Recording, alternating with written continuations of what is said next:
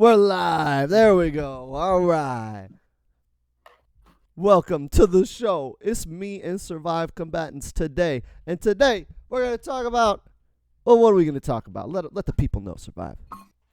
Well, we are going to be talking about making a local scene. If you guys don't know, it is basically just a group of people who all want to just play some video games together.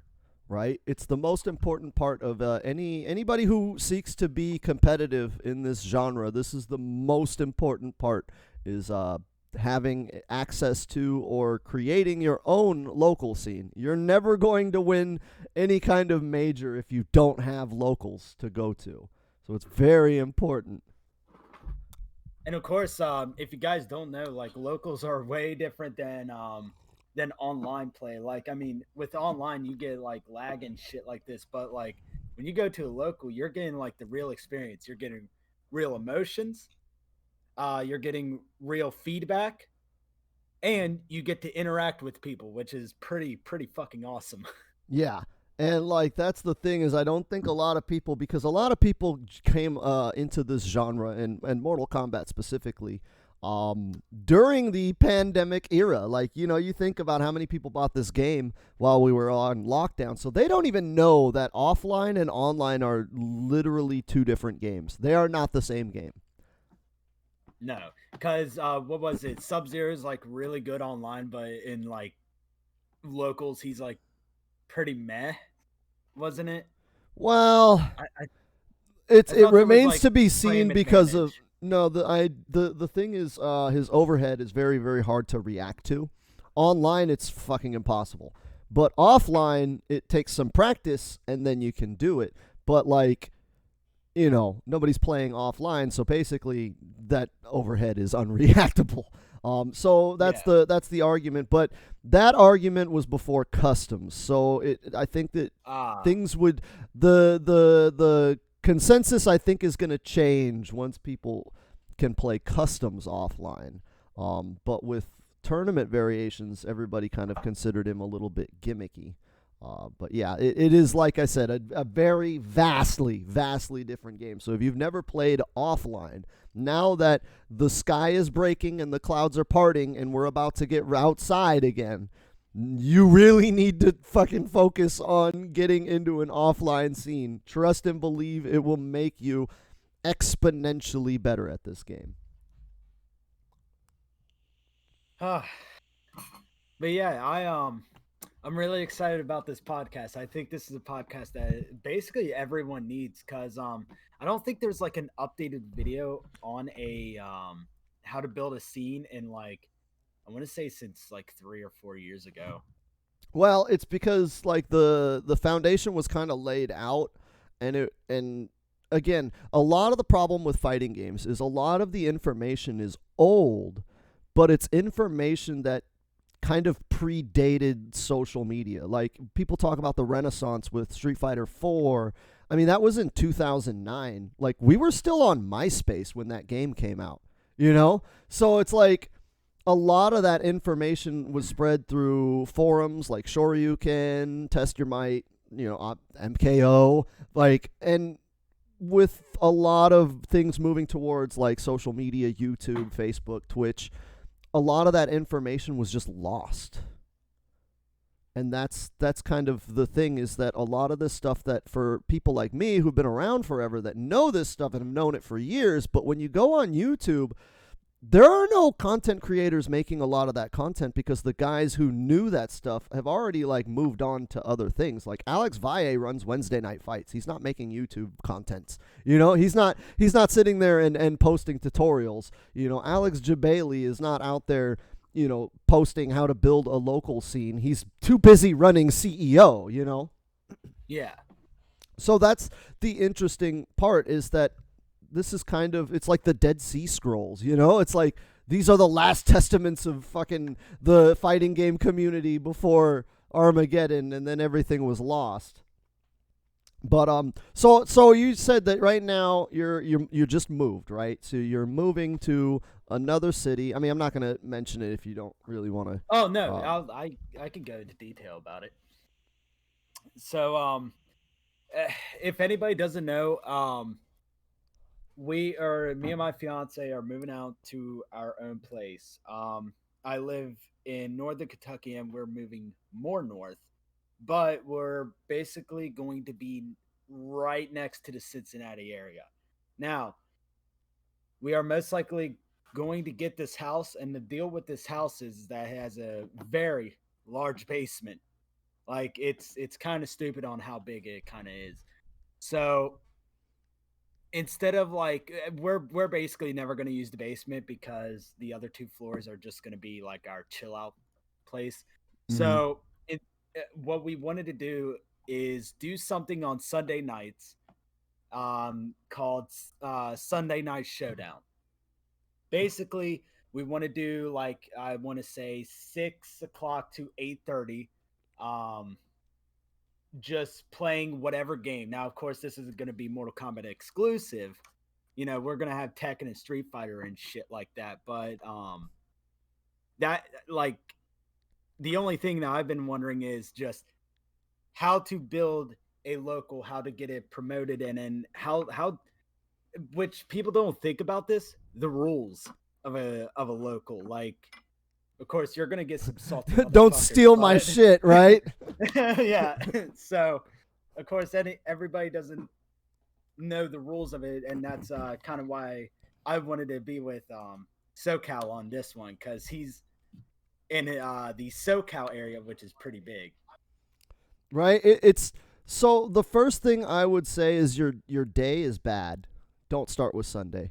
Um, the reason why, so when you're setting up locals, you never want to cut off the hype, right? You want to let that kind of flow organically. I don't know if you work, on Mondays, but if Monday is your day off, then that's fine for you. But what you want to do is you want to make sure you pick a day, usually Friday or Saturday. So that way, if people come and it goes till 4 in the morning because you guys just had so much fun, people aren't taking a shit at work in the next day. That's why Sunday's kind of a bad day. But again, the example everyone uses is Wednesday night fights because they started on a Wednesday. But I feel like that started with a bigger scene than people think, right? Like that Wednesday night fight started with a group of guys who had been having locals for like decades. They've been playing together since the 90s. So, but the thing is when you start locals, because trust me, you will have those days that get ridiculous, right? Where you're just like, holy shit, we can't let this stop. Everybody, like, these guys have to settle this first to 10, and everybody's cheering and getting crazy. So the day that you pick, I would generally recommend you pick a day that the next day is a weekend. Yeah. And then as far as time, um, I would recommend having a start time, but if you can't go all night, it's going to be kind of rough because you'll get stragglers, right? Like, people will be playing, matches. Like you said, it's going to be like in your basement. They'll go into the basement, they'll play matches, then people want to go outside and have a cigarette. So you'll end up having like stragglers, right? And as things get later and later, like people end up like chilling in the parking lot or the driveway, and it gets tough to like shoo people away and yet still get them to come back. So generally you want to kind of start your casuals, your locals, as kind of like almost like a chill, like a kickback, like almost a house party, and just set aside enough time for people to basically get gaming out of their system. When you start noticing people are no longer playing, everybody's kind of getting tired, that's when you start winding it down. But having a cutoff time, I say, is not a good idea because you'll never stick to it. You'll be like, yo, we got to end this at 10 o'clock, and then at 11:30 you're like, oh shit. So generally, the way we would schedule locals is just, hey, like Friday night, my house, we're going to get going, and then like it's going to end when I've kicked all of your asses, right? That's how I would schedule it, and especially with a weekend day. But every scene is going to be different. So you don't necessarily, like, maybe everybody you know that would be willing to start a scene, their day off is Thursday, so you want to do Wednesday, right? Definitely check out, who's going to be in there and what their scheduling is going to be. But the idea is you start small, okay? So what you want to find to start a local scene, what you need, and, well, we already discussed time, right? Yeah. You want to pick a day that preferably the next day is a weekend. And then you want to leave enough time to just go all night because you want people to be exhausted when they leave. That's very, very important. When people leave, they need to be exhausted because they had so much fun. And you want to give enough time for that to happen. So like 2 or 3 hours, probably not enough. 4 or 5 hours, I would say is, probably, like if you're starting at 6, then I would go until like maybe 11 or midnight. That sort of thing. Okay. But what you need to start is, I would say you need about 2 friends. 2 friends to start. How do you get those 2 friends? That's a different topic for a different podcast. How to get friends and influence people so you can beat their ass at Mortal Kombat. But the way, one of the biggest locals in my local city is with my buddy Raiko-sen, D-Dub. He's a legendary Marvel vs. Capcom and Street Fighter player. And the way we did it was, it started out with just me, him, and like 2 other guys. And we just love fighting games. We just played every night. And then every time we met somebody that was a gamer, it wasn't even fighting games. Anybody that's a gamer, if they have a fucking Nintendo at home, you invite them over. So, and then from there it grows. You don't want to start by building your scene within the FGC. You should already have friends that play fighting games. If you don't, go get those. But what you want to do is you want to start introducing people from outside of fighting games to your community. And that was one thing that really helped us, was like, hey, you like Halo? Well, me and my buddies, we play these video games and we're actually kind of good. You should come check it out. Don't even mention it's fighting games. Don't mention that it's this, that, or the other thing. Just, yo, man, like, I got some friends that are killers in games. And then when they get there, they find out it's like a Mortal Kombat thing. And then it's like, well, chill out, dude. You're already here. Have a beer. Right? Check out the matches. And then you always got to have someone that's taking on a leadership role. Usually it's the guy whose house you're at, right? So it'd probably be you. But that person is the one that's going to be not just the master of ceremonies, but kind of the color commentator. So as you bring new people into your scene, into your local, specifically people that are gamers but not fighting gamers, your job as kind of the MC is to provide context to those people. So think of it like a dance party, right? You go to the club and you look at the dance floor and there's the Chads and the Sheilas getting funky, right? All the good-looking, confident, charismatic people are in the middle and they're partying and they're having a good time. Then you look around the walls and there's the, unattractive, unconfident people. And the idea is it's the same thing with a fighting game local, right? Not everybody is going to be good, and not everybody is going to be confident that they're not going to get embarrassed in front of their friends. So what you've got to do is you've got to find the people on the sidelines, on the walls, and you get them to fight each other. And you provide context within the match, like explain stuff. So, like, say I have my friends Freddie and Earl, right? We're watching a match. It's 2 high-level players within our local scene beating on each other. As we're watching that match, I'm explaining to Freddie and Earl what's kind of going on to the best of my knowledge. And then, after that match, I say, Freddie, Earl, you guys get on there. Just try it out. You want to find someone that sucks to fight someone else that sucks, right? So that way, they both fucking suck and they both look stupid, but at least they look stupid together. That's the idea. If we were having a local and I threw your ass in with Ninja Killer and you get beat, you're never coming back, right? Yeah. But if I throw your ass in there with like my little sister and you get your ass beat, but like my little sister isn't very good at the game either, right? So you may be more apt to come back because you're like, all right, it's not just killers there. There's people that suck like me. I can play those people. And then as they get, better and better, they'll start moving up to other players. But the idea is you want to get those people that aren't playing and you want to force them to play. And like, hey, you're here at a video game thing. Play a video game. You want to get them to play, and you want to make sure that they're playing people of equal skill. So it's always the the first volunteer rule, right? So when you set up your station, hold on, I'm gonna burp. No, I'm not. There it is. When you set up your station, right, and you say, well, who wants to get on first? You want to take note once you set up the station and people start sitting down at the station, right? Who is jumping on first? That's the person you never have to ask anything.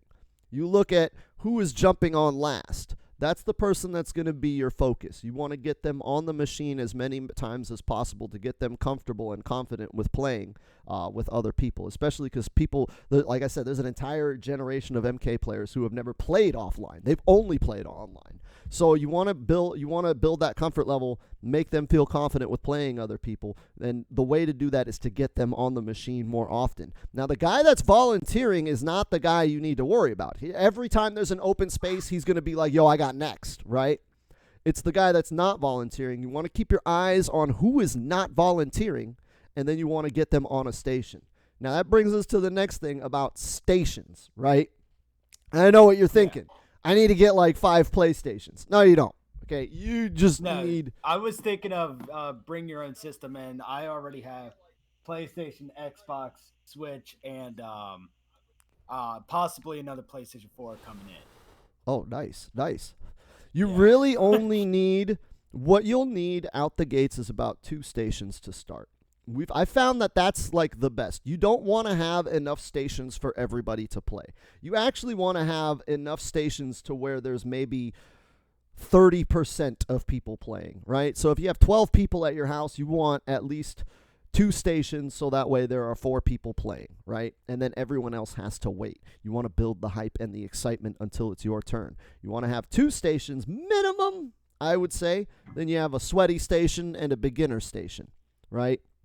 And this is less important as you're starting out, right? Once you get about 4 or 5 people there, that's when you want to start having 2 stations. But at the start, you want to have maybe 1 and then just rotate people out. Like do a King of the Hill thing, but when somebody is won too many times, then it's like, all right, let's get somebody else in there. So that way people can do it. Get their matches in. I wouldn't necessarily do like a full-on like King of the Hill mode. What's best is you just do local versus mode and then, agree upon sets, right? Like, okay, we'll do these as first to 5 or first to 3 and then rotate people out. And again, like I said, when you have the numbers, you'll want a beginners and an advanced station. But at the start, having beginners get their ass wrecked by advanced players is kind of unavoidable when you've only got 4 people, right? It's like 3 people are good, and there's that one guy that sucks, and you just got to be the one guy that sucks. But if you have 2 stations set up, you can have one as like a training station. So as people are playing, like if there's someone that's really, really new, and you have enough consoles for a training station, you have everybody on the sweat station, and then everybody takes turns playing with the guy who sucks. And so you have, like, if you have 5 people there, there's 2 people that are really, really good, 3 people that really, really suck, right? So you have the 2 people on the good machine getting really sweaty. Somebody leaves, goes to the beginner's machine, and starts doing clinics with the beginners. And then as the beginners are finishing clinics with the advanced player, then they step over to the advanced machine. They get their ass beat by the other advanced player, go back to the clinic, right? What did he beat you with? What happened? Okay, let's work on this. So you can kind of have a teaching thing there. And that, like I said, that you'll want to do once you start getting more consoles available. But you actually want to limit your consoles for the longest time. You want to have as few consoles as possible because you want people to wait. You want people to wait, and you want people to get salty because that's what brings the hype, right? If you just had a console for every 2 people, then no one ever has to wait, so they just grind, right? You just keep going until you reach the point of exhaustion. But if you have to wait, I got in, I did my first to 5, I got fucking wrecked, everybody was laughing at me, and now I have to wait my turn. And so that energy from me is saved, right? I'm not going to get exhausted. In fact, I'm going to get more energized because when my turn comes up, I'm going to put it down and wreck this guy. So that's kind of how you'll rotate that out when you're doing it. Okay. Now, as far, go ahead. Oh, sorry. I think I was gonna say. I think I get what you're saying. Right? Any questions so far? I'm just kind of like going. No, not so far. I'm kind of understanding everything. All right. So now, again, for recruitment and building your scene, the most important thing is to find, like I said, to find gamers and find them wherever you can. And you've gotta kind of have like an eagle eye, and you'll want to get contact information from people, and you kind of want to be like really forthcoming with it. I know it gets a little iffy when it's your house, but there's really no other way. If you're at Starbucks and you're in line and the guy in front of you in line is wearing a Halo t-shirt, you start up a conversation about gaming. And then, if the guy doesn't seem like a serial killer, hey man, I have a gaming party at my house. Let's exchange numbers. You should come by sometime, and you might enjoy it. You do that. The best places to find people I have found is school and work, obviously, right? Yeah. If you're in school, fuck, dude, schools have fucking groups and things like that, communities and clubs for people that are into gaming to be able to draw them in. But at work, I feel like work is actually really good because you're spending 40 hours with these assholes, so you can really dig into there. And when you're trying to recruit people from work, the idea is to be coy about it, right? Just, oh man, I had this fucking kickback and we played video games and we were playing Mortal Kombat all night and it was fucking great, and like, man, you should come next time. Don't tell them that you're inviting the fucking sweat lords, right? Just, oh yeah, I had some people come over. We were playing Mortal Kombat and it was fucking fun, and you should come this weekend. And then really just pester them like, you're going to come, right? You're going to come, right? You're going to be there, right? And then, if they say no, obviously back off. But if they say yes, you want to make sure that you give them a couple of friendly reminders so that way they don't forget. And attracting people from work is really, really good because you don't know who knows who, and you don't know who has friends with who. So when you bring in a guy from like work or school that maybe plays Call of Duty, but he may have that one cousin who, oh yeah, man, like I know this guy, he's like plays the shit out of those. Okay, you gotta bring that guy, and you build hype for that. You gotta bring that guy, man. If he's as good as you say, I want to see this. He's probably super tight. Always upplay their friend. I bet you your friend could probably beat Ninja Killer. He's probably really good. Because what's gonna happen is that guy is now going to hype up your casual to his friend after we hyped up his friend, right? Oh man, I just went to this fucking party and we were playing Mortal Kombat, and these guys are actually pretty good, man, but I think you could beat them, and I think you're badass, and they totally want you to come, man. They're like, when are you going to bring your friend? You have your person that out there recruiting for you. And as people spread the word, word of mouth, more people will come. But it's very important that you make sure everybody has a lot of fun there. That's why it's important to have like beginner friendly stations and areas. Yeah. But like the way we built our scene, or at least in my local area, it was again me and my buddy D-Dub Rykosen, and like he had a house, and we were like, hey, let's go play some Soul Calibur, motherfucker. And then after a while, it was like, hey man, I go to my friend's house every weekend and we play Soul Calibur. You ever heard of that? Oh, yeah, I love that game. Yeah, we're not very good. We're not pros. We just have a good time. Yeah, that's the biggest fucking lie I ever told, right? Yeah, man, it's just casual, man. And, we did call them casuals. And then people would come. It's a lot of fun. It's probably the one thing.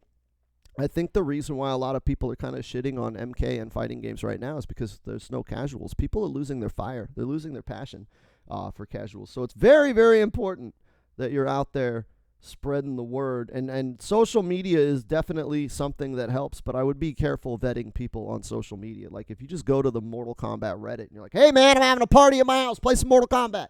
That's when you get serial killers, right? Like that's when you have crazy people from Reddit just coming in and stealing your fucking VCR or Wait, nobody has a VCR anymore. Steal your Fire Stick. But yeah, sounds sounds really good. So But like, I go ahead. Go ahead. it's sorry, it's just like where I'm at now, like the things my coworkers are into is Dungeons and Dragons, and that's about it. Okay. Like the video games that they say are way different than the shooters and fighting games. They are into real time strategies and the war hammers and stuff. I'm like, oh shit. Okay, so what you've got to do is you've got to go on an educational excursion. So I actually had a pretty successful local in my apartment here, which I was actually going to try and get these guys to stream these locals with me, and then COVID happened, and like nobody wants to come over anymore. But what you've got to do is you've got to do educational runs. So one way to get people into fighting games. Oh fuck, dude, I am burpy as fuck. Right? One way to get people into fighting games is to expose them to the hype. Because a lot of people, here's the deal. People that are into gaming are generally pretty introverted, nerdy motherfuckers, right? Nobody gets into video games because they're social. They get into video games because they don't want to be social, right? So a local scene is a intrinsically social thing. What you've got to do is you've got to expose them to the hype. So what I would do is I would have about 2 or 3 matches on YouTube that are the most exciting fighting game matches you've ever seen. Doesn't have to be Mortal Kombat. It just has to be any fighting game. Preferably one with really good commentary. Like, good fucking commentary. Yeah.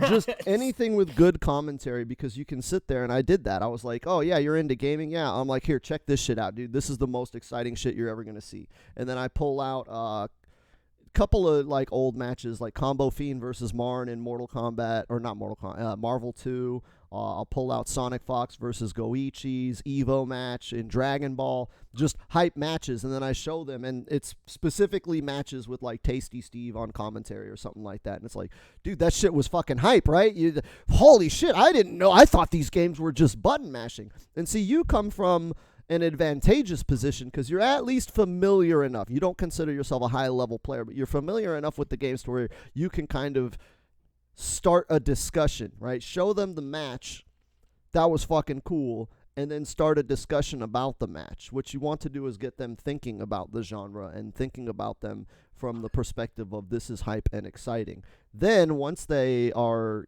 at least shown some kind of passive interest in the genre, then it's like, hey man, why don't you come over to my house? We get together and we do this shit. And like, if you thought that was cool, imagine fucking being there live while people are really doing these fucking matches. Like, you should come check it out. It'd be a lot more exciting than watching this shit on YouTube. And they'll be like, all right, man, I'll come out and watch. And then, you make sure you have beers and pretzels and shit ready for people. Get them to come out and watch. If you can get them, I used to sell fucking security systems door to door, man. And the rule was, if I can get in your house, I've already made the sale, right? If I could just walk in the door, I'm selling the shit out of you. And that's the idea you want to have, is if I can get this person to my house, it's the opposite, right? If I can get them to come to my house, I've already made the sale, right? Because now it's like, dude, you're already here. You're watching. You're hype. I'll show you how to play. Here, sit down. Here, play this other person that sucks. And then as they're playing, oh, no, don't do that, man. Do this. Oh, yeah, that guy's really cool, man. Every character is really cool. Like, I don't care who your favorite. I don't care. Dude, if somebody shows up to your casuals and they're like, hey, this Cetrion looks cool. Yeah, Cetrion's the best. Oh, yeah, you should pick her. Yeah, and then this is the cheap shit. And that's where, like, the 10-minute guides, that's the 10-minute guides I put on YouTube is how I introduce people to fighting games live, like in person. Oh, yeah, you like Jade? Oh, here, do this. Just hit back and triangle. Do that a lot. That shit'll work. And obviously, they're playing someone that also sucks. So you go to the person that also sucks, and you're like, oh, yeah, you're playing Liu Kang. All you want to do is square, triangle, X, right? Just hit these 3 buttons over and over, right? And now they're playing, and they're fighting, and they're having a good time, and they're laughing. And then as soon as their match is over, get them the fuck off the machine, right? Nobody wants to watch a bunch of fucking beginners like fumble with the controllers, right? You want to get better players back on the machine so everyone can watch better matches. And then those people that just played, they had fun. They're like, wow, that was cool. I can't wait to go again. And that, after their match, right, and while the next match is up, you want to hear, those are the magic words you want to hear. I can't wait to go again. Then don't let them go again. Make them wait. Hold on. We got a couple other people. Let's rotate it out. You want to build that intensity and that anticipation. And then when it's their turn again, right, then they go up and you make it the fucking hypest match. Even if they suck, you got to be in on it with your more experienced buddies. You got to get hype and excited for every fucking random down two. And you got to give people the positive feedback of the crowd, right? Oh! Ooh! Oh, did you see? Wow, that was so dope. And now they're starting to think that they're dope, right? They're not dope. You know they're not dope, but they think they're dope, and they want to play more. And they'll come back next week. And you need to start a call list, right? Once you have people that are coming, you need to start a call list. And once you host your casuals, you set it for a scheduled day. Consistency is important, right? Every Thursday we're meeting. And then so from Friday to Wednesday, you're going through and texting and messaging people to give them reminders every 2 days, right? Hey, man, so you're still down for Thursday, right? Don't do it as a group text, because then people don't think that you're specifically, they think that you're just marketing or just yelling at the ether. If you send a personalized text to everybody on your call list, they're going to feel like, hey, man, like this guy wants me here, okay? He wants me a part of what is going on this weekend day for this video game thing there. They're more likely to come if they look at the text and it's a text from you to them, right? If they look at the text and they see it's a group chat to like 50 phone numbers that they don't know, they're like, I don't know any of these people. I don't want to fuck with this. I don't know what's going on. You guys are weird, right? You want to personalize it. Give it that personal touch. Hey, my buddy, dude, did you have fun on Thursday? Yeah, Thursday was dope. Dude, we're going to do it again, man. Just let me know. And then, like, leave it alone. Then 2 days later, hey, man, Thursday's still happening. Just letting you know, friendly reminder. If you're down, we'd love to have you on Thursday. It's going to be fucking exciting. And then you just wait, right? You want to dangle that carrot. It's kind of, it's one of the tactics I used to pick up girls, right? Pick up girls back in the day. And the same rule applies here. What you do with a girl, you fucking call her up on like Friday afternoon, not Friday night, Friday afternoon, like 3 or 4 o'clock. And you just call her up and you go straight to voicemail and you say, hey, I just got, and then make up something. 2 tickets to go see fucking Lady Gaga tonight, and I don't have anybody to go with. Hit me back. I'll get you a free ticket. And, as soon as you message me, I can come and pick you up if you're free, but let me know. And then, that's the end of the voicemail. And then you turn off your phone for the weekend. She's probably going to call you back, right? But you're not going to answer or reply. Then Sunday or after whatever the event was, oh, yeah, a trip to Disneyland or whatever, whenever it was supposed to end, then you call her back and leave another voicemail. You start that voicemail with, oh, shit, you missed out. I don't know what happened. I didn't get any of your calls. I was waiting. We couldn't wait any further. I had to just go. So we ended up going without you. I'm so sorry. It was so fun, though. You missed out. God, next time you have to go. You have make sure, because I get these things regularly sometimes. And just next time I call you, you got to make sure, because they're very time sensitive. And sometimes I can't wait for a reply. And I guarantee you, the next time you call her, she will pick up on the first ring every fucking time. Works like a charm. You want to do this to your friends with video games, right? You call up the homie, fucking, hey, man, I'm having casuals on Thursday night. Remember you came by, we played Mortal Kombat. That shit was tight, right? Do it to somebody that comes fairly regularly but doesn't come every day, right? And then you want to make them feel like they missed out on the day they didn't come. Oh, fuck, dude. You totally missed it Thursday, man. Freddie fought Brad, and that shit went to the limit. They were throwing fucking sodas on each other. It got wild and crazy, dude. Where were you? Now he's going to be like, fuck, dude, they were throwing sodas at each other? What the fuck? How did I miss this? I got to be at the next one. Okay.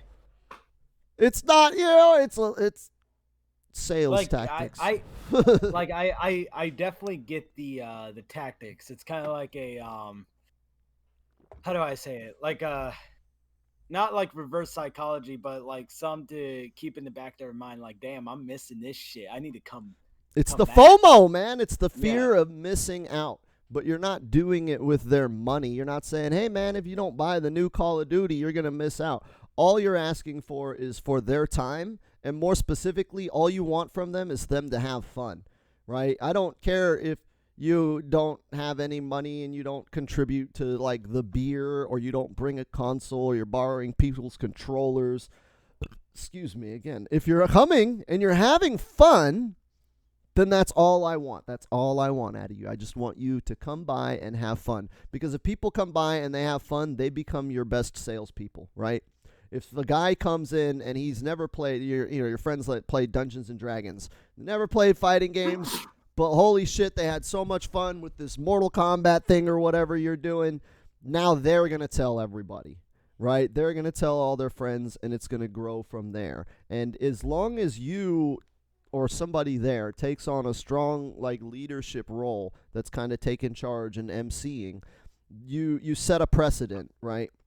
So as I'm having my casuals and I'm teaching all the scrub lords how to not be shitty, right? I am setting a template of this is how we treat new people. So then when those scrub lords go out and bring their friends in, they're going to do to their friends what you did to them, right? They're going to take their friends aside. Oh, yeah, no, that guy, he plays katana and he fucking does this. Yeah, no, you got to check him out. He's really, really good. And next thing you know, you'll start seeing those side conversations. It's like, wow, that guy came in and he's been coming in for like 2 weeks and now he's brought his friend from work and now he's explaining the game to that guy. And then the new guy is going to do the same thing. You want to set that culture, that kind of pattern among people of when you bring somebody new, you fucking talk about Fight Club, but only while you're at Fight Club, right?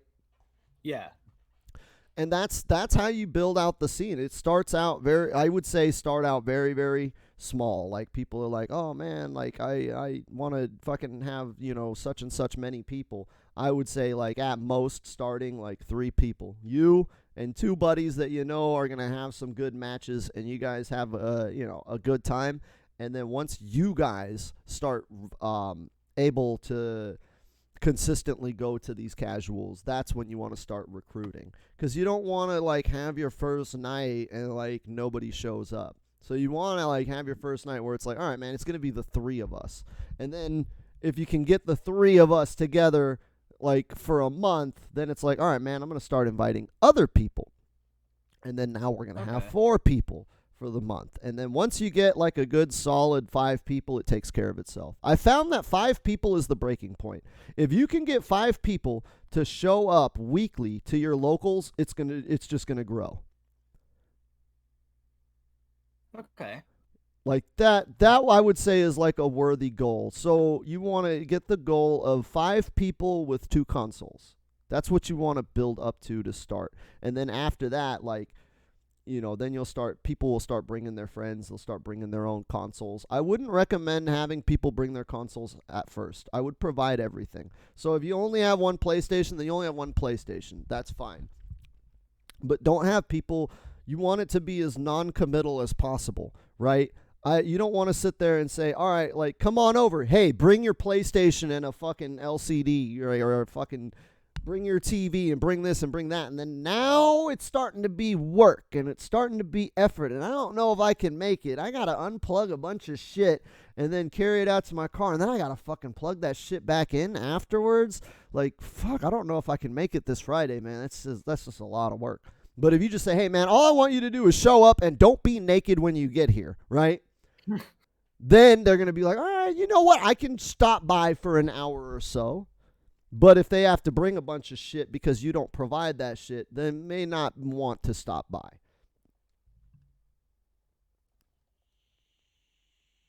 Cause yeah, I have like 4 consoles. They currently. I would think that that's too many.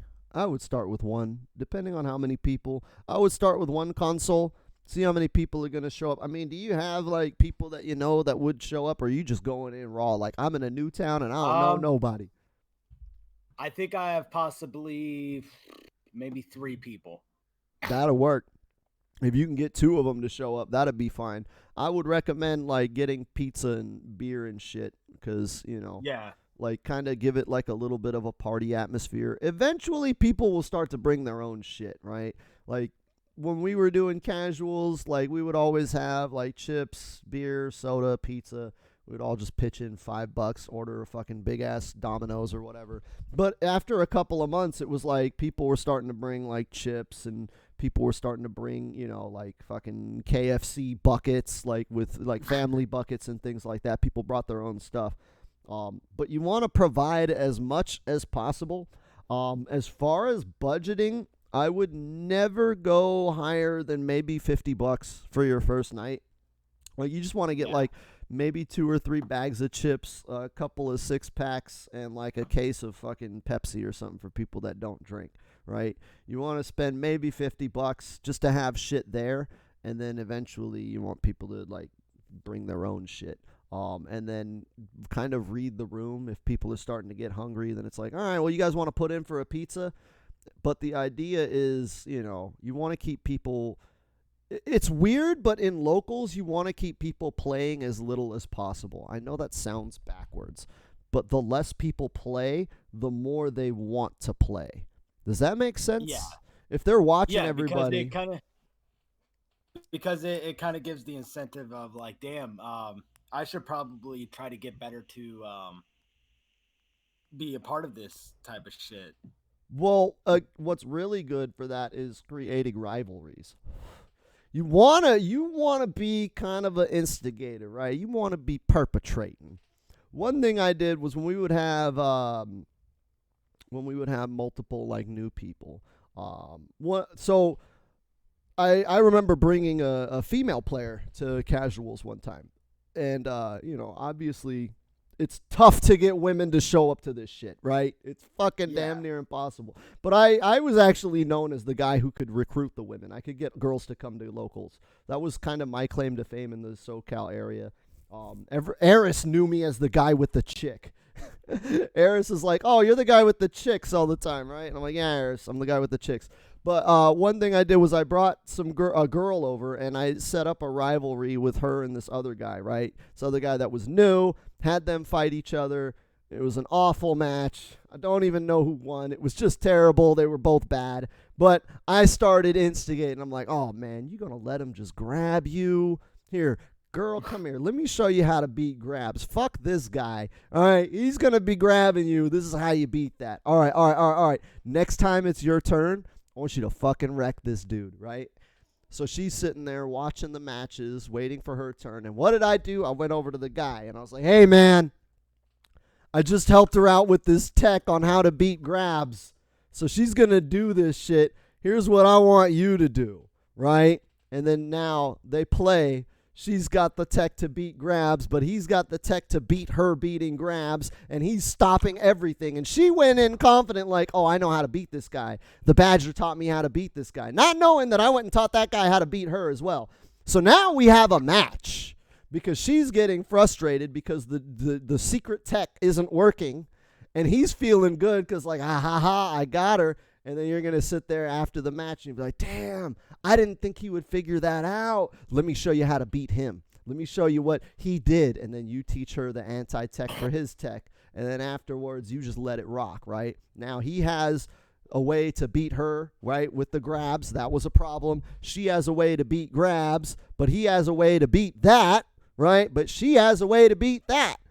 And then this, generally speaking, will be beat by grabs. And now they have the Yomi layers set. It took about 2 matches to get the Yomi layers set. But once they have the Yomi layers set, now they're thinking about the game properly. They're like, okay, this guy's going to do the grab, but maybe he'll do this thing and he won't do the grab. So I have to do this or this. What am I going to do? And now they're thinking about fighting games properly, and they're having a good time, and they're understanding the context of the game.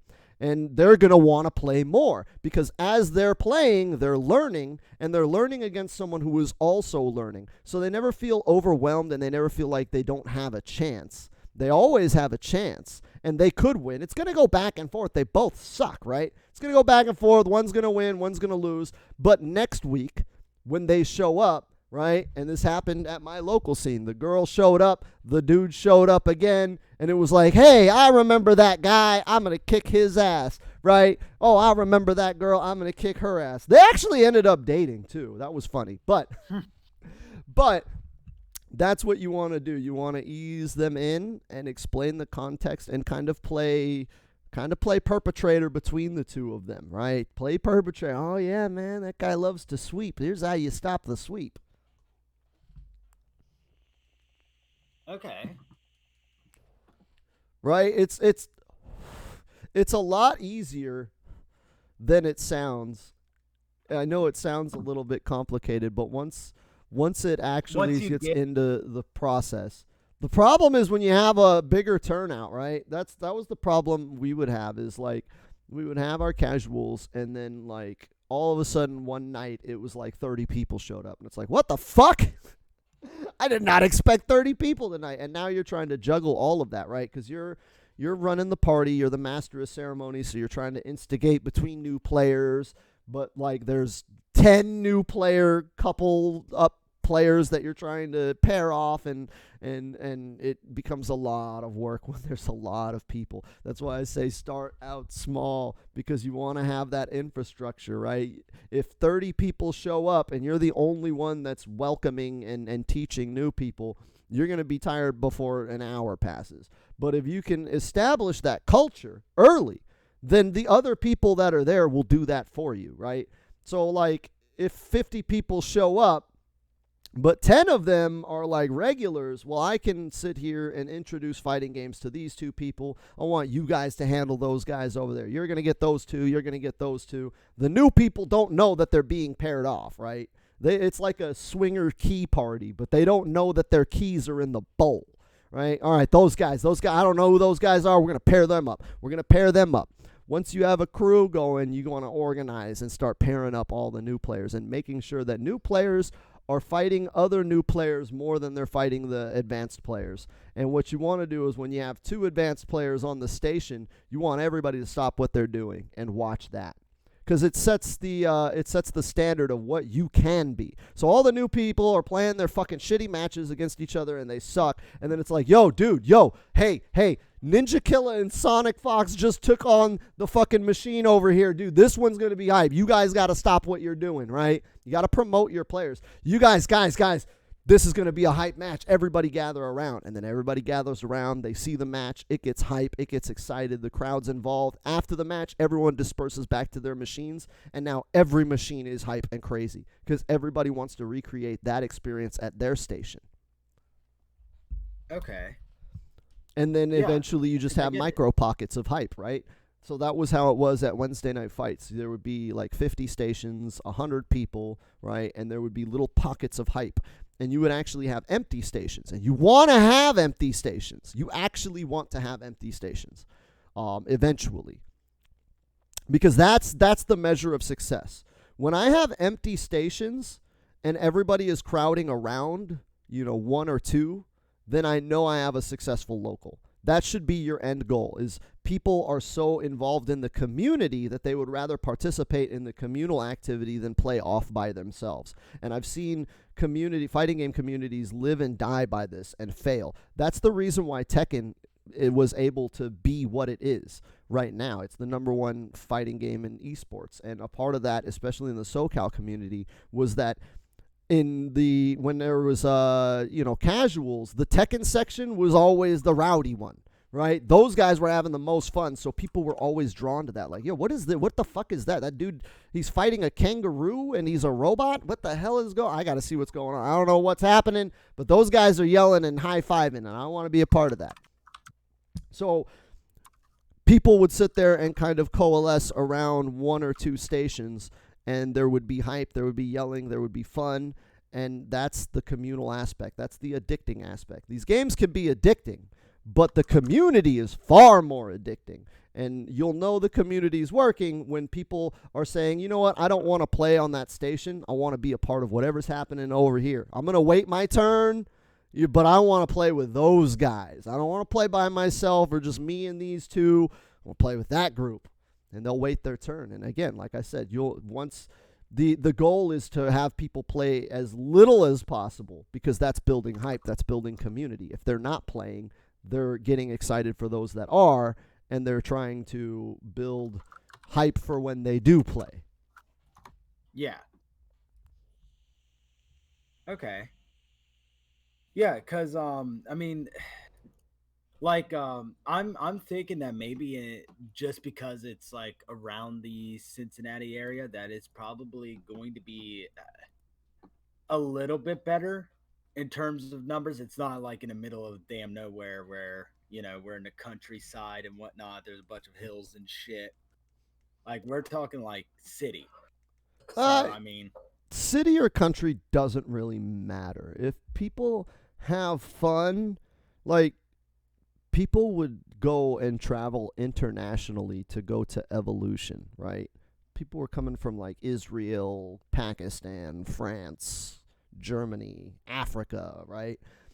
When people have fun, they'll go out of their way for it. So even if you're not in a big metropolitan area, if your casuals are that fun and you engage with your community and really encourage that kind of communal aspect, people will. I've seen people drive 4 hours to come to our locals. We had people, I'm in a part of California that's more of they call it the inland area, right? It's more of it's not the coastal, right? It's more the middle of California. I'm closer to yeah. Vegas than I am to, well, actually, no, I'm not closer to Vegas than I am the beach, but I'm closer to Vegas than San Diego is, right?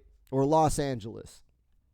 And we would have people where we are in the inland area. We would have people driving from L.A. and Orange County specifically, and that's like a 2-hour drive one way. So we had people commuting 4 hours just to come to our locals and play with us. So it doesn't matter. And again, we're not like the big metropolitan area. When you think of metropolitan areas in California, you're thinking Los Angeles, San Diego, Orange County for SoCal. NorCal is going to be Sacto, Oakland, Frisco, right? Those are your big cities. If you're in like the East Coast, it's like New York, Jersey, like those big areas. But we weren't in those big areas. We were about an hour or two away from them, and people from those cities came out to our casuals.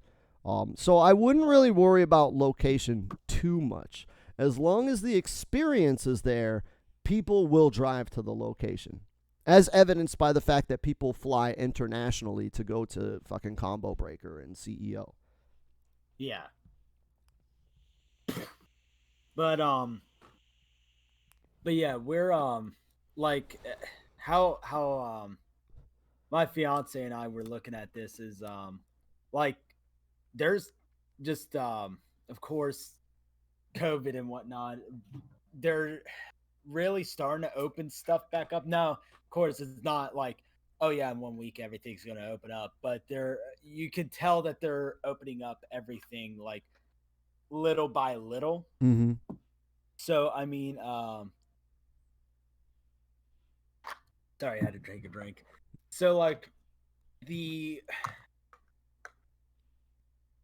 we were thinking about it, and I of course Mortal Kombat Online, but I also understand that there's a bunch of other fighting games that I like, which Killer Instinct, Def Jam, a little bit of Street Fighter Five, a little bit of Tekken 7, all those games that I like, and you know some of the people that I had in mind that I was going to bring over, friends that are into Dragon Ball Fighter Z and who are also into Def Jam and stuff like that. Like that shit's pretty hype. And when I used to invite people over to my house when I was in high school, like we would play Def Jam with like 4 controllers, and it was the hypest shit in the world. Like, and I just kind of want to get back into that, like either every week or every 2 weeks,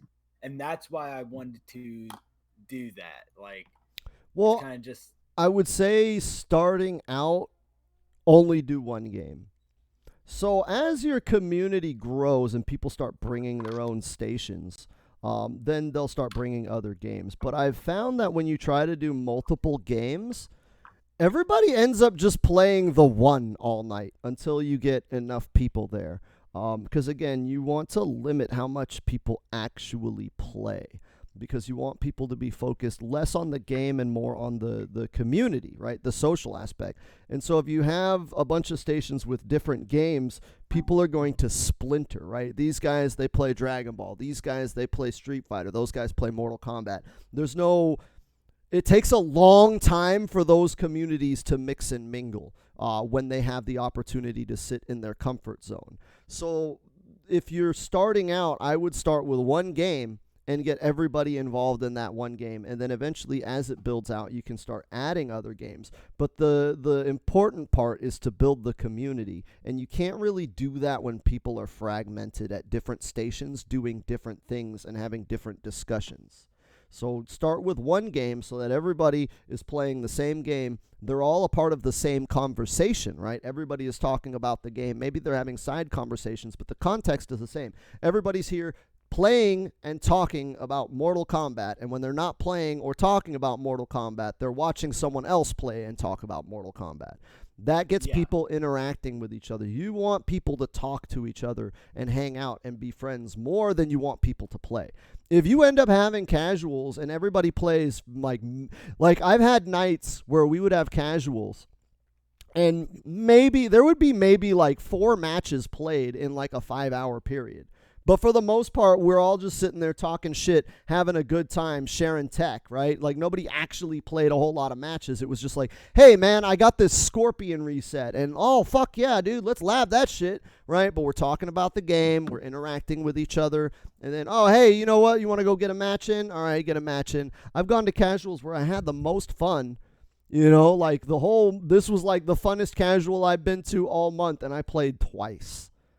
Because the community aspect. I played twice, but man, I was watching that match between EJ and fucking Scott, and that shit was exciting. And oh man, we were hugging and shit, just fucking loving this fucking game. But again, you don't want to do more than one game because then people splinter, and a lot of times that actually leads to isolation. So one of the problems we had when we were first building it out is we started with like 2 games. I think it was like Street Fighter 4 and Marvel vs. Capcom, and like the majority of people would be there for Marvel vs. Capcom, and there'd be one lonely guy playing Street Fighter by himself, and eventually that guy just stops coming, right? Because it's like, all right, I'm coming to this local. There's like one guy that plays Street Fighter. There's a couple of guys that kind of play Street Fighter. Like, all right, I don't know if I can make it this week. But the thing is, if you take the guy that mostly plays Street Fighter and you get him excited for being a part of Marvel vs. Capcom, then yeah, he sucks. He'd rather be playing Street Fighter. But you know what? He's playing Marvel vs. Capcom, and he's making friends with people that play Marvel vs. Capcom. And you know what? Eventually, some of those Marvel vs. Capcom players will do some matches in Street Fighter with him. And now we have 2 communities that can support 2 stations and 2 different games. But you want to start it out with one community on one station with one game and then branch out from there. Okay. Just keep in mind the whole rule is you want everybody to become best friends by the end of the night. Because that's what gets people coming back. And if they have differing interests, then they're not going to become best friends. So even if they're not interested specifically in what everyone else is interested, it's your job as the event organizer to make them interested. And if they don't get interested, then that's a failure on your part, because you failed to build a community that would be inclusive and whatever, right? You failed to build a community that would be open to new people joining. So definitely when somebody, is kind of by themselves, you need to take that personally. That was one thing that I did, is like, why is this guy by himself? Everybody's like yelling and cussing each other out and having a good time. This guy's like over here by himself playing Dragon Ball. What's going on?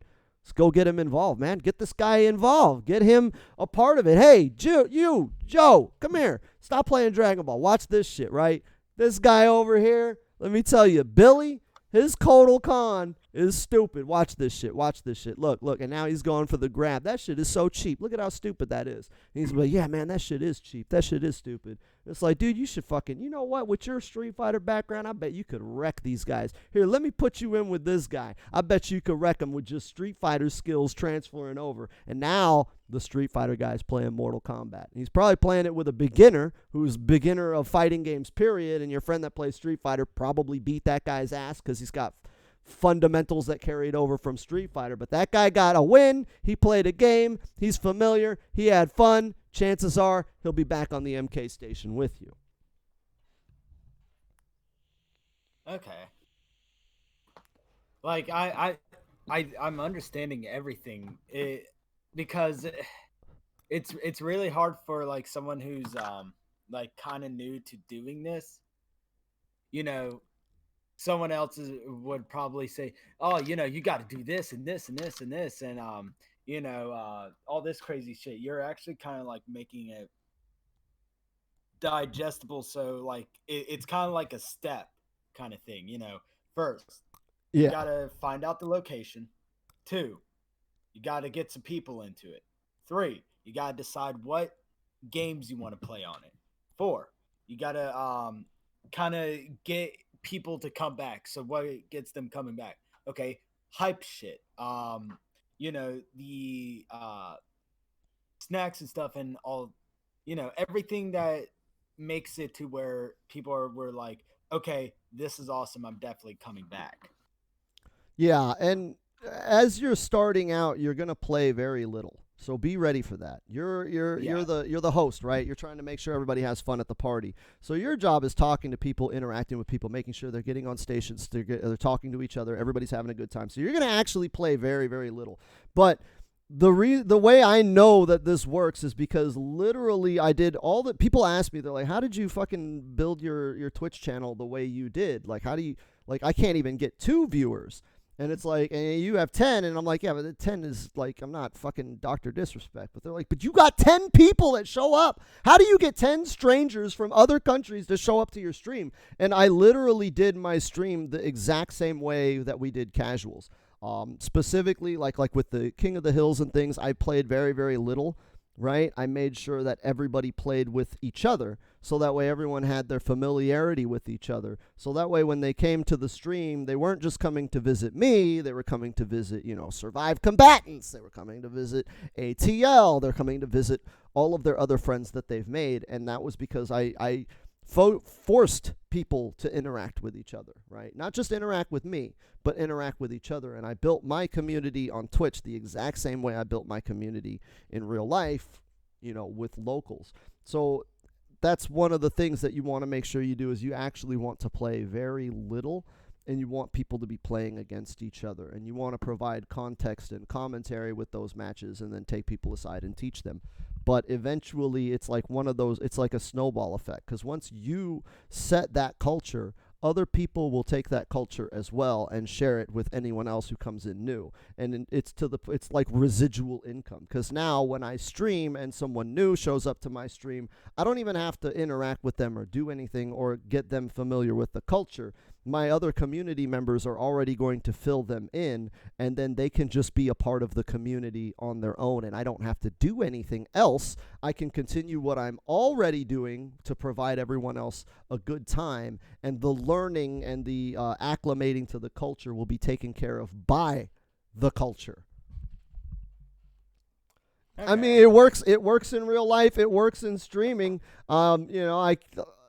I built a stream community from nothing, and like when we have our tournaments or whatever, I can get up to like 20 or 30 viewers that are regular Yeah. viewers.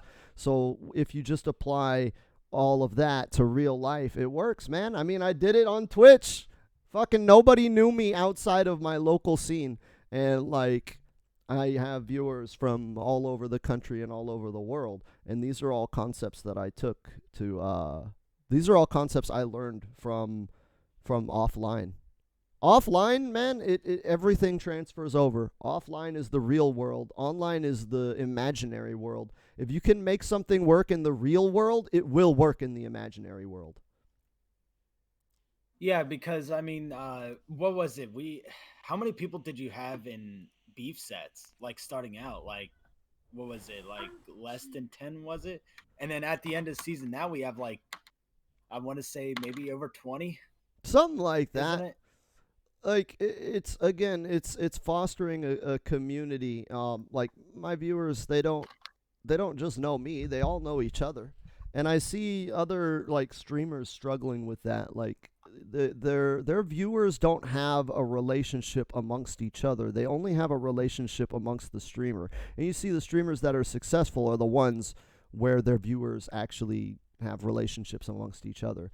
And you're just doing that in offline. Think of yourself as the streamer, right? Like you're putting on a show to entertain all these people at your house. That's your job. Your job as the host of Casuals is to entertain everybody else. And not for you to be entertained, but for you to entertain everybody else. Because if they're entertained, they come back. Yeah. But I mean, But yeah, that's pretty much what I did to build my local scene, and a little bit on how I built my stream. Obviously, there was more to that than just that, but it was the same concepts and principles with building the local scene. yeah, because what was it like it's like I want to say I've been streaming for at least 5 years. I think it's November 15th, I think, is when it goes to my 6th year of streaming. I've been streaming since 2015. So like there's a lot of shit that I've learned throughout the years. My what my self esteem and shit was kind of like dog shit during high school, but like Right? when I did like streaming and whatnot, it kind of taught me like, fuck it, who cares? You know, it like one of my bestest friends' history. Like everybody knows how big he is now, but like I don't view it that way. I kind of wanted to talk to him like as a friend, like as someone who I wanted to get to know. Without that, oh, he has like what, over 200 fucking thousand sub bullshit. Like it taught me how to talk to people. It taught me how to balance everything out when it comes to schedules and whatnot, and it really showed me like how cool it is to have a community all together, Mm-hmm. and you're just with the beef sets, and then of course I last night I did survival Saturdays, like watching people do the hypest shit and being with a group of people like reacting to it, like that's what makes it worth it, And you know what? that's That brings me to another thing, another thought. In building the culture, one thing you'll want to do is have shared memes. So like within my community, like we've had the R. Kelly perfect thing, and that came from yeah. like the SoCal scene. Well, actually, that came from me. It came from me and my homegirl, the Grapist. She's a fucking Tekken player from here in SoCal. We came up with that. But once you can establish certain memes that everybody knows, and those become community events. So you see, whenever on my stream, when someone gets a flawless victory, everybody starts going crazy. R. Kelly in the chat, blah, blah, blah.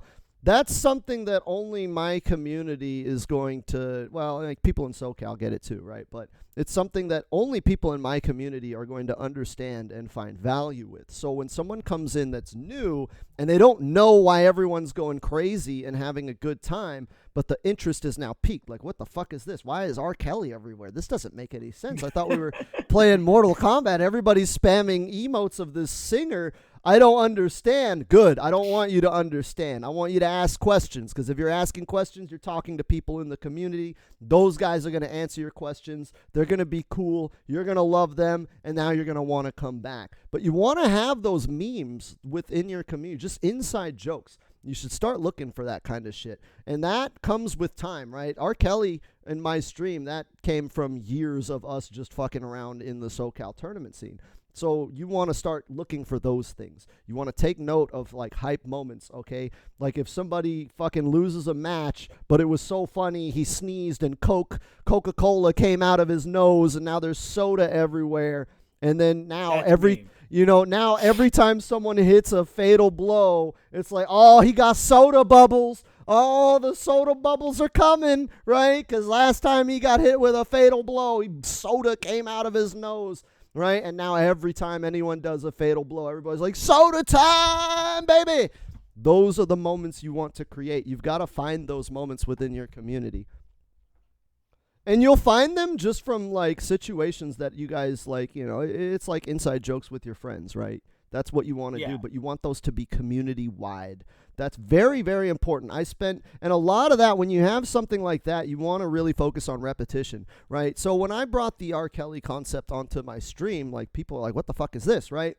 But I just kept doing it, and now it's a thing, right? I just kept doing it because I was like, dude, this shit's funny, man. Come on now. He pees on people, right? He got perfected. Like, come on, man. This is funny shit. I don't care who you are. But you've got to be consistent with building those kind of rituals and cultural shared experiences, right? So keep your eyes open for those kind of things. When something happens, right? This is on you to watch. When something happens and everybody laughs or everybody is happy, you want to make note of that thing and you want to bring that up all the time, right? That sets the precedent for good times because their mind will always go and default back to that one good time, right? So using the R. Kelly example, it's like I just kept singing R. Kelly whenever someone got a perfect. And then every time it looked like there was going to be a perfect win, I'm like, oh man, someone's going to get a R. Kelly. And then now people are starting, oh yeah, I remember that shit. We were singing, that shit was so funny. Ooh, let me watch this match. Oh, are we going to get an R. Kelly? Is it going to come? Is it going to happen? And now people are excited and they're sharing this experience amongst each other to where when the context of the game is taken away, the context of the community is still strong. So even if I meet, like if I'm out at the grocery store and I bump into one of my buddies from Casuals, maybe it's somebody I don't talk to that much, right? He's part of a different crew. I see him, we small talk. I've played him a couple of times, but I see him at the grocery store and it's like, hey man, yo, you remember when Jeff gave fucking homeboy that R. Kelly and then soda came out of his nose and it's like, oh yeah, that shit was dope. And now all you're doing is reinforcing your cultural values outside of the context of the culture, right? We're not at Casuals, but we're talking about Casuals and we're having positive memories about those Casuals. It's like, fuck, dude, that shit was fun. Dude, when was the next one? Oh man, it's every Thursday, dude. Every Thursday. Where the fuck you gonna be at? Oh, I gotta be there, man. I gotta be there. I'm gonna see you Thursday. It's all about building that context that exists outside, right? That's what the essence of community is, right? When you think about it, if you travel abroad, if I go to England and I don't know anybody in England, but I'm in the subway and I bump into a guy with an American shirt on, it's like, oh, you're American? It's like, hell yeah, America, baby. And now here I am in England, thousands of miles away from America and American culture, but me and this other American can have this context and share this experience of being Americans together, even though we are nowhere near America. And that's what you want to do with your community, is you want to have that context to where when they're not there, they're thinking about the next time they can be there. They're talking about what happened the last time they were there. Yeah. That's kind of where that goes. It's the fear of missing out, right? You want to make sure if you weren't there, this is what you missed. If you were there, hey, remember how dope that was? Aren't you excited for next time? Yeah, okay. I get it. So, like, yeah, that's the big and small of like what I did to build my offline community and what I did to build my online community. I mean, do you have any other questions so far? Because I've been going off, man. I've been talking a lot.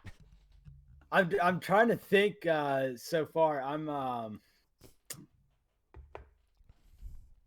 So what's okay? So say like, because there might be a point of that.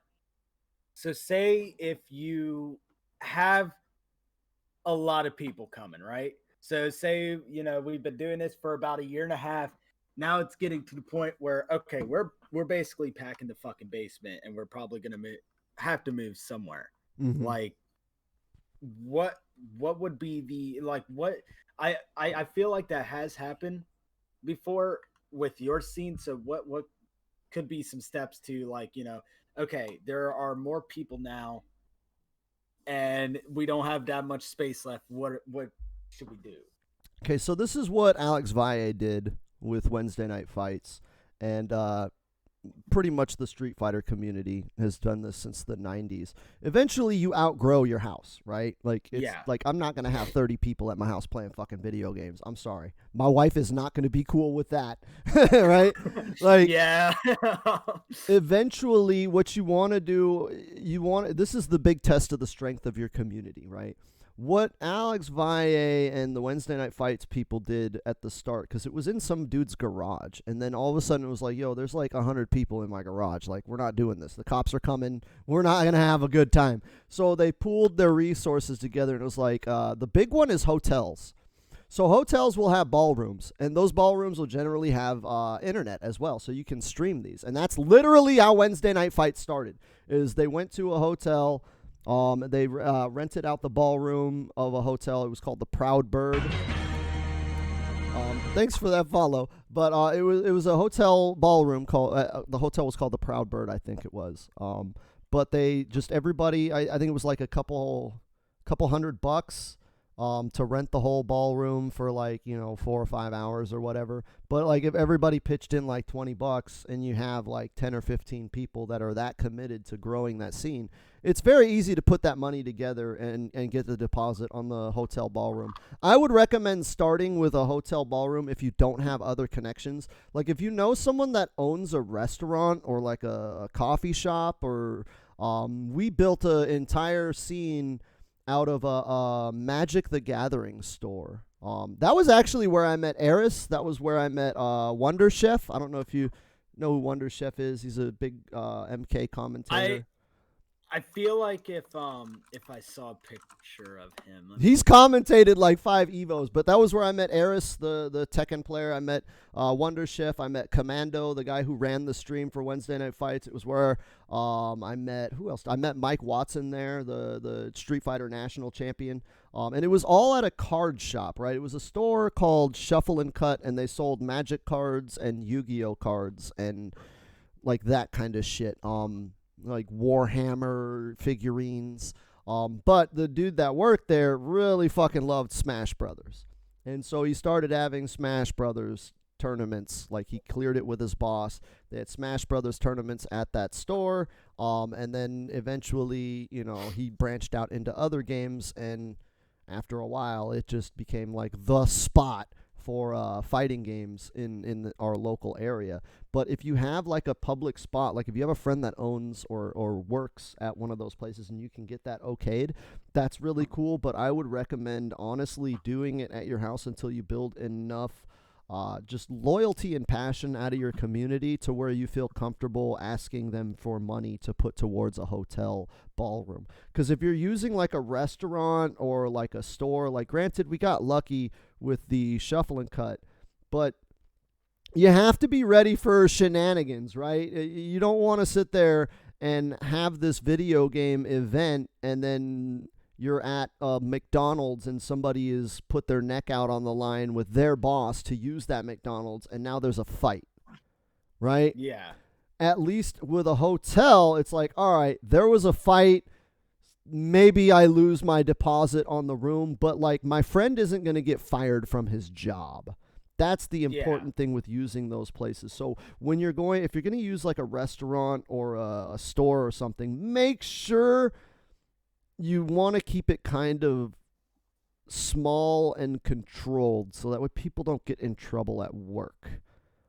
Which I know that sounds like antithetical or whatever to the ultimate goal of I want this to get big and bad, but it's like, until you establish that culture. Yeah, you want to establish that culture at a public place to where so a good example. Another one, Wednesday Night Fights. So the legendary Viscant versus Low Tier God, right? I was there in that area. I know both Viscant and Low Tier God. I don't know if you're familiar with it. You can YouTube it, Um, but it's two I guys. feel like I know exactly what you're talking about. Of course, I know who Low Tier God is. Who is it again? Low Tier God Viscant. versus who? Viscant versus Low Tier God. I mean, that's like the meme of memes. They had like a beef, and it almost got people thought that they were gonna fight in the parking lot. Things got really Is it? heated. It's the little scrawny white kid versus the big buff black dude. Okay. With that looks like he belongs in like he's like a Christian boy or some shit. Yeah. Like that. Yeah. Okay. Yeah, I know exactly who you're talking about now. So I was there for all of that. I know both of those guys. I remember that beef. It was the biggest thing in the scene, and a lot of like the hype monkeys were like, "Oh man, this drama at a fighting game event, blah blah blah." But I was there, and I can tell you for a fact, neither of those guys was going to put any hands on each other at all. Like they were hamming it up for the camera, and Alex Valle is obviously fucking instigating and encouraging it. But everybody there knew nobody was getting hurt. We were hamming it up for the cameras because it was funny, but there was no one thought for a second that Viscant or Low Tier God were going to touch each other. Because the culture was that strong, and we were using the Super Arcade, right? That was where Wednesday Night Fights was happening. So it was a public business. Mike Watson was open. He had customers that weren't fighting game customers. They were there for the arcade, right?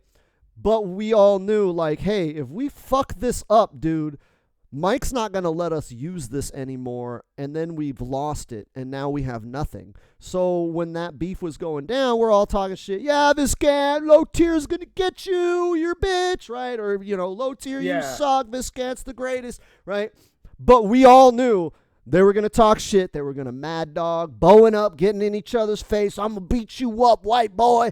But never for a second did we think they were going to actually fight in the parking lot, because we knew that if they did fight in the parking lot, it was over. We were going to lose the venue. So if either of them had put hands on each other at that event, both of them would have got fucked up by about 100 people. Like if they got into a fight in the parking lot, that entire event would have beat the shit out of both of them out of anger of like, dude, you guys are going to get into a fight here, and now we're going to get banned, and now we have nowhere to fucking play. Fuck you. We're fucking you up. If we're getting banned, we're fucking up everybody, right? And so you want to get your culture and you want to get your community to that point where people appreciate, respect, and cherish what you have to where they'll actually go out of their way to protect it. Okay. And that was what happened with Viscant and LTG. Like, everybody thought it was fun, it was hype, but we all knew where to draw the line. And that line never got crossed. Not between Viscant and LTG. There were fights at Super Arcade at Wednesday Night Fights. Trust and believe, man. I've seen some scraps. But those people that would get into fights, they would never come back. I mean, if they showed their face again, they were getting jumped in the parking lot. Like, we weren't even going to let you in the building. It's like, oh, you're the guy that got into a fight last week? Yeah, we're going to fuck you up if it looks like you're going to walk in that door, because you're not about, and that's why I kind of named my stream the Trash Talk Temple, right? Because from Wednesday Night Fights, like, this is our community. This is sacred to us, dude. This is special. You are not coming in here and fucking up our shit, and then we don't get to have this anymore because you wanted to get into a fight. No, fuck you. If you're going to get into a fight, you're going to get into a fight in this fucking parking lot. They're going to scrape you off the asphalt and take your ass to the hospital, and the rest of us are going to go back inside and play some goddamn Street Fighter. So, you want to build the culture up like that. Okay. Because, what was it? Yeah, that was just a question that I have because of the fact, like, there's no getting around it. I mean, one of these days, I mean, I'm not saying that it's probably going to happen within, like, 2 weeks and we're already going to need to go in. But, like, it's kind of just like, what do we do in that situation? Like, if we have so many people, now we need to think of somewhere else to go. And I think go ahead. No, go ahead. No, I was gonna say, I think hotels, like, that's something I would never think of. Like, it's something I always see, rent out this for whatever, and then like that's just something I never think of. Well, another cool one that I've seen other some communities did as like a special event, rarely. A lot of movie theaters will let you rent out the theater and hook up a PlayStation to the big screen. I know all of Oh, my dude, local. my shit's dead. Like No, but I'm our saying movie theaters are gone. What I'm saying is that if you have access to a movie theater, that's a cool like once a year thing. Like, hey, we're not gonna have casuals at the hotel. We're gonna fucking rent the movie theater this week, and we're gonna fucking pack this shit, and we're gonna have fucking matches on the big screen, and it's gonna be great. And I believe it. My theater charges, I think $100 an hour, right? So you think about how much the hotel ballroom costs. You're probably going in about $300-400 for a night, but the theater probably cost about the same, like $300-400 for like one, couple hour block to rent out a theater for the community to get really hype and excited. So you can actually build up to that as like a main event. Like, all right, we're gonna have casuals, and then like maybe have they call them Ranbats. So Wednesday Night Fights did Ranbats for a while. It's kind of like my beef set league. I based it on the Ranbats. It stands for Ranked Battles, right? So we create our own league, and then at the end of the season, we rent out the theater and have like the top 8 at the main theater. Event. Yeah. Yeah. And so Ranbats are a lot of fun. That's something that once your community gets big enough, then you can start doing Ranbats. As you can see, like with my beef set league on Twitch, sometimes it's hard to get matches out. I may have started that whole event thing sooner than I should have. I probably should have waited, because when you're doing Ranbats, you don't want there to be any downtime. You want everybody to be doing matches and keeping track of all of that. But Ranbats are a good thing as a community building thing. Once your community's big enough, I would say once you get about like 10 people coming in regularly, and not like the same 10 people, but if I know if I'm hosting casuals tonight, there will be at least 10 people, then that would probably be the time to start doing Ranbats. Okay. Cause yeah, like I never even thought about like a ranking stuff either. Like it probably would get to that point where it's like, okay, now people are getting good at the game. They're going to want to play competitively. They want to see who's the best in that area. So like, what do we do in terms of, all right, we figure out who the hell is the best in this scene? Well, you'll want to organize your events around that. So like you just start with people just playing, and then eventually you'll want to start having tournaments, but you want that to be like a certain specific block, right? So again, I use Wednesday Night Fights as an example because what is it? Next Level Battle Circuit and Wednesday Night Fights, like those are the gold standards from which everything else is judged, right? Next Level Battle Circuit, I think, is the New York version, and obviously Wednesday Night Fights is Southern California. But the way they would organize those events is that like casuals started at like 6 o'clock, but tournament call times were at 9. And so it was casuals until about 9 o'clock, and then we start having the tournament. Because you want to give people time to like get there, right? If you start it right at the start, like, okay, casuals start at 6, and then we'll have brackets right as soon as we start, then people will miss it. And if people miss too much, then they stop getting the impetus to be there, right? They're not like, oh, yeah, I got to be there. I don't want to miss it. It's like, well, fuck, dude, I missed fucking 10 in a row because I don't get off of work until 7 o'clock, and I just don't get there in time. It's like, like, I'm going to miss everything. By the time I get there, I may as well just skip this week. And then skipping 1 week means skipping the next week, means skipping the next week. Right? So those kind of, like, main event kind of things, like this is going to be the tournament part, right? You want to do those late enough to where people have time to get there, like because they're coming from work or school or whatever. And that's why I said you don't want to limit your end time. You want to be consistent with your start time. We start at 6 o'clock. So that way at 6 o'clock, people know it's time to start heading over, right? But then you just go until it ends. So that way people don't feel like they missed out, right?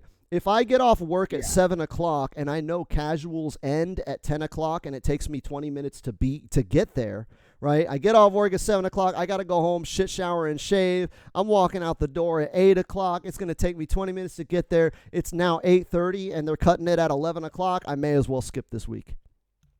Yeah. So I know it kind of sucks to sit there and be like, well, fuck, dude, I don't want my house like filled with people till 4 in the morning. But that often doesn't happen. Like, usually people will start getting tired at about the 4 or 5 hour mark, and they'll all start heading home. So as long as you start casuals about 4 or 5 hours before the time when you want people to get the fuck out of your house, you'll be fine. But you don't want to have a cutoff time, because that's going to discourage people from coming if they don't get there early enough to avoid the cutoff. But if they know, if they're like, yo, dude, that just goes until it goes, like, I'm going to like head out, I'm going to head out even though I'm not going to get there till 10 o'clock. I know they're going to go till like 1 in the morning, so I may as well show up. And then if the event dies down, right, if people start getting tired at 10 o'clock, it's like, all right, whatever, everybody's going to start going home. And the community will actually start giving you hints and ideas as to how long it should be, right? You'll start noticing, okay, man, people are starting to go home at midnight, so let's just start calling it at around midnight. You don't really have to do anything to set up that time. It will happen organically. Yeah. Okay. But I'm trying to think of another question, because like you're basically like covering all the goddamn like footnotes for well, it's because I've done this a lot, dude. I've been a part of so many local scenes in California, and then obviously I have my international internet scene here on Twitch. So I've done this a lot. Like, I know how to build fucking communities. Like, it's a lot of work, but it's very, very rewarding, and the payoff it cannot be understated. Like, when you start, when it starts doing it on its own, is when it's the greatest shit, right? When I don't have to tell people we're having casuals on Friday, and it's just Friday night, and people are starting to show up on their own. That's when you're like, fuck, dude, this shit is fucking tight. This is the best. Yeah. I'm trying to think. So rules of the land. Now, of course, as you were saying earlier, people, you think you would get into fights, but that shit doesn't happen. But what happens if that shit does happen? Because you get really salty motherfuckers, and depending on, because mind you, some of these people will be strangers. So, like, how do you deal with the situation? Well, we're getting into crisis management now. That, like, people go to college for entire courses on how to deal with crisis. The way we would handle it is, if things started getting hot and heavy before it even got to there, we'd separate people. It's like, hey, and you can be kind of tact about it. Like, hey, dude, I'm gonna go have a cigarette. Come with me, right? Like, that sort of thing. You want to separate those people and keep them separated. And one thing that I would do to kind of lower the heat is create a fun situation and have both of those people involved in that fun situation to change the context of their relationship, right? So what I'm saying is, two guys don't like each other. They got salty. This dude just kept like doing cheap shit, right? Like, oh, he picks Cetron, he just does Tornado. Fuck him. I want to fight him now. And then you separate them, and then afterwards it's like, okay, well, two other people that I know are good are playing on this station, and I know it's going to be an exciting match. Let me get those two people who are about to fight, and let's have them watch this match together but separately, right? Where I'm going to stand with this guy over here, that guy is going to stand over there. They're far away from each other, but they're watching the same match, and you're creating that shared context, right? And as they're having fun watching the match, then you spark conversations between them. Hey, did you see that uppercut? That shit was tight. Yo, wasn't that uppercut tight? And you're talking in between the two, and then eventually they will join two separate conversations with you, right? Each person, they don't like each other, but they're both talking to you, and eventually, organically and naturally, they'll begin to talk to each other. They'll find that common ground, and then they don't want to fight anymore. And next thing you know, they're fucking best friends, hugging and shit, smoking a joint in the backyard, talking about ex-girlfriends. And, like, that's kind of how you mitigate that situation. Okay. I'm trying to think of some others. So, what if at one point, all right, so you get, so say you get a lot of people, you're starting to get a community going, right? Uh-huh. And people are wanting more action. But I mean, we're because of this house, we're having to switch shifts. That's why I wanted to try to do like either Sunday or Friday, just for the fact that I do my shows on Sun or Saturday, and that's going to be a day that I'm going to have off. So whatever other day I have off, either will have to be it, which is why we have a cutoff time, or because I mean the other day we would have would be a weekday, I don't and see why then you don't combine the two at first. Like you have your King of the Hill show, like just if you're having casuals, stream that, and then when it's your turn, you and your friends that are in there live will just alternate the controllers and play with the people online. So that way, the people online are getting the offline community experience because it's you and a bunch of people that are streaming together this King of the Hill, and they can jump in and play with you and enjoy it as well. And the people at your local scene are playing, on your stream and playing with each other and playing against other people. You can kind of mix the two shows and make it grow both ways organically. yeah, cause what was it like we like me and my fiance are talking about it because this isn't just like a me thing. Me and her have talked about it because of the fact that she she likes watching Mortal Kombat. Uh, she doesn't play it, but she likes watching Survival Saturdays and Fatal Fridays and all all the shows. And she likes learning about it. And for me, it's uh what's it called? Um, so like for me and her, it's kind of just something we're doing together instead of like, oh, it's just a me thing. This is like, no, we're trying to figure out like how to budget it and then do um and whatnot. Budget should be $0. Like I said, like 50 Yeah. bucks for some like Doritos and shit, but you should keep your budget really low at the start. Yeah. You don't want to buy like a whole bunch of you don't want to buy a whole platter and then like it's just you and two other people. And I just spent, Yeah. Well, $80. yeah, like that's what we were meaning. Like, we weren't gonna like go all out and buy like a whole shit ton of shit for like me, her, and then a couple other people. Like, okay, maybe if it gets big enough, maybe. But like if it's just, I wouldn't uh even worry about any of if that it's just stuff. Your primary goal is to is getting people. be the most fun guy in the room. Because remember, it's your house, right? So you're the selling point. Yeah. If you're not fun to be around, nobody's going to go to your house to play video games. That should be your only goal. Like, don't even worry about budget or any of that shit. Just, hey, come over to my house. We'll play some Mortal Kombat and then go from there. And that's free, right? They spend maybe gas coming to your house, but that should be your focus at the start is just get somebody to come over to your house and then make sure they had fun. And then chances are they'll come back for the next one. Yeah, cuz well okay, so speaking about other people, age groups, because like what me and Holly were discussing were possibly maybe 16 and up. You know, I wouldn't even I think about that, dude. If you're having so Filipino man, right? Anton, he's yeah. like a fucking pro Street Fighter player, sponsored by Mad Cats for a while. When he started in the tournament scene, he was 16, and he didn't tell anybody that he was. Nobody knew that he was a kid, and he had his mom driving him to tournaments and stuff. I wouldn't put any limiters on that. Generally speaking, the event itself is going to weed out most of that. If I'm having a casual from 6 to fucking midnight, chances are kids aren't going to be showing up.